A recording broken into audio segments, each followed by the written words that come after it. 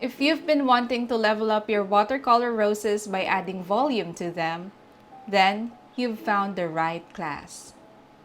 I am fond of painting roses loosely, but my old works look too flat.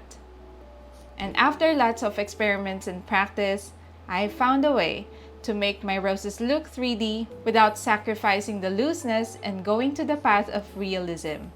And that's what I'll share in this class. Due to the complexity of the structure of petals, they can be a little bit intimidating to paint, but I'll break down the process in 3 simple steps. As a bonus, I will also share with you how I edit my reference photos to make them easier to use. So, prepare your materials and let's get started.